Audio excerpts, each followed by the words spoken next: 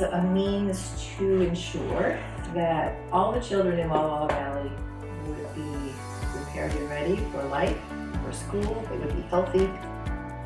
Yeah, I think our conversations with Melinda back in 2005, when we were holding Center Director meetings, I mean, really sparked up some good conversations about early learning, since we were referred to as babysitting jobs or daycare, and I think it was at that moment we decided that a change was needed. I just remember those early conversations that there was a lot happening and beginning to happen at different places, and we had a real desire to have it more coordinated. Right, focusing on the people that were actually doing the work, caring for the children, teaching the children, as well as the parents. We wanted to be sure to include families in that. And Yolanda and I, as we had worked together a long time ago, we knew a lot of the people, but they didn't really know each other, especially at the professional level. And so it was about professionalizing all of the workers and the helpers and getting them together because they were doing really good work. And then the big piece also was partnering with the school district. So that partnership between the school district and Walla Community College really helped to. And I think even, with Jim in the group, I mean, it was just very successful for us to have him there, since he wasn't really familiar with our language and what we did. And so inviting him to early learning programs really, I don't know if you want to talk about how your experience in going to some of those early learning programs and seeing that. I've been on the school board in the 90s, and my school, each of the school board members picked a school that they focused on, and mine was Blue Ridge. And I happened to just fall in love with these guys.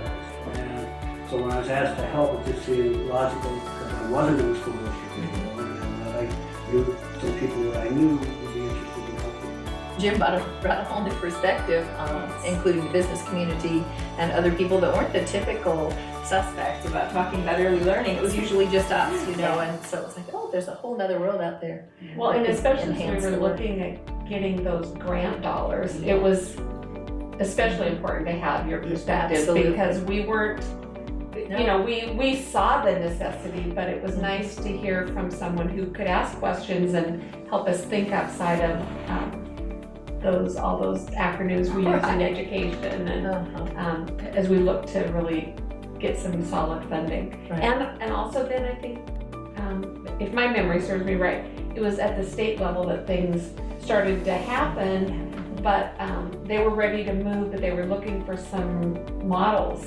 And clearly the Center here at Community College was one that they were looking at. And right, and the Walla Walla kind of emerged at the state level. Oh, well, something's happening there. People are working together, there's collaboration, they can see the big picture, they can work on behalf of children and families and bring in the educators. And so they're like, they used to make fun of me when I go to meetings. They'd say, well, we'll just do it the Walla Walla way. And I'll be like, that's great, it works, I also remember when we started calling it a coalition, and us kind of feeling like, does it really feel like a coalition yet? It kind of feels like us, but we're here with our friends, and we're gonna have fun. Yeah. But let me tell you, this community college under Steve Von Onsdale gave us space for nothing, gave us support, like communication support, technology support, continued to give it, continues today, and also gave us a place where we qualify as a 501c3. Through the foundation. That was great. That was very timely. And then when we were able to apply for the Sherwood money coming along after Born Learning had been a successful effort, and people at the state level were talking about forming coalitions in local communities. We would convene the business leaders, and again, it was just informing them, raising their awareness, so that it wasn't just the usual suspects, people talking about the children and what was best for them. But they really supported that. They came to those and they spoke up and they helped guide the work that we did in the beginning. Kind of getting out into some of the neighborhoods where I remember us kind of trying to identify who needs to be involved and what is the work specifically.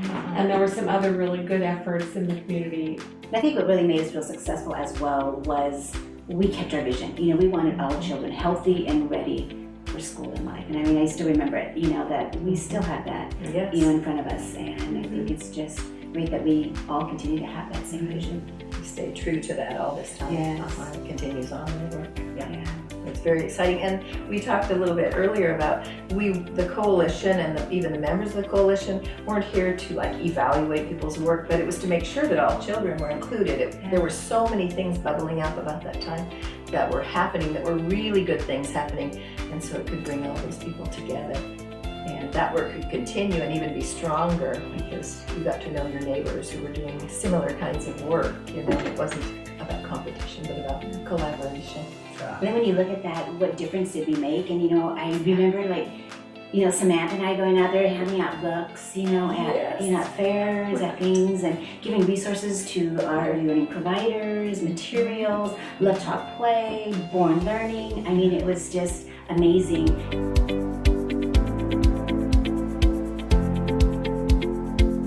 There were so many people and places that were ready for the information, and now we had kind of a concerted effort to reach all those people.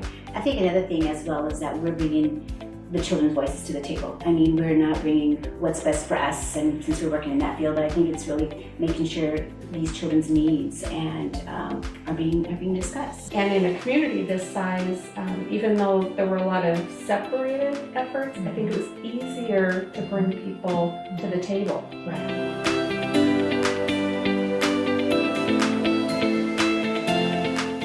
I think it has raised awareness for sure among so many stakeholders and so many citizens, and that impacts children's lives. When people are engaged and actively committed to making life better for young children, all the young children, that makes a difference, and that impacts the community. Absolutely. It's far-reaching. For generations, really. It's like an investment.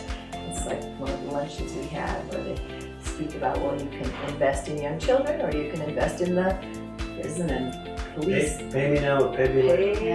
Pay me later, that's right. Yeah, and so a lot of things have dovetailed, and I think over time we'll see more benefits, hopefully. Yeah, I think what has changed in our community, it's probably hard for us to even remember what's So changed close. because I think we take for granted now some of the coordination that's in place. And, if you're watching this, it's because of you, because you all are supporting this. Thank you.